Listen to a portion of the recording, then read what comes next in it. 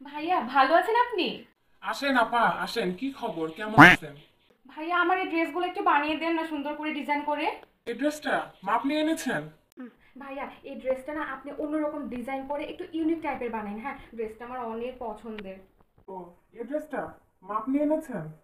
আচ্ছা, কোনো সমস্যা নাই, মাপের কোনো সমস্যা নাই। আপনার ডিজাইন আপনার কাছে, আমার ডিজাইন আমার কাছে। আমি এত সুন্দর করে ইউনিক করে বানিয়ে দিব, সবাই খালি তাকিয়ে থাকবে এবং বলবে আপনাকে কোন টেইলার থেকে বানিয়েছো, কোন টেইলার থেকে বানিয়েছো। বুঝেছেন আপা?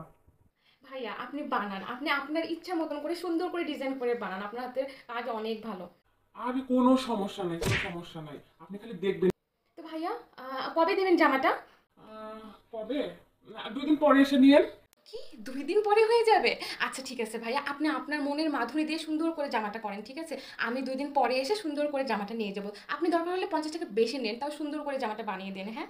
আরে কোনো সমস্যা নেই, আপনি বলছেন না, আপনি আমাকে 300 টাকায় দেন, আর বেশি দেওয়ার কোনো দরকার নেই। 300 টাকা দেন, আর খালি ড্রেসটা দেখবেন যে আমি কত সুন্দর করে বানিয়ে দিচ্ছি। মানে খালি সবাই তাকিয়ে থাকবে, বলবে কোথায় বানিয়েছিস, কোন টেলার এসে বানিয়েছিস। ভাইয়া, স্যার বলেন, স্যার। স্যার একটা জামা দিতে চেয়েছিলাম।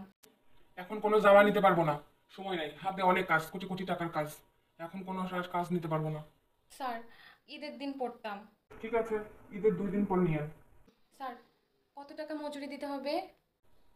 2000 টাকা দিবেন, দিলে দেন, না দিলে না দেন। আচ্ছা আচ্ছা আচ্ছা, সমস্যা নাই স্যার, সমস্যা নেই, 2000 টাকায় 2000 টাকায়।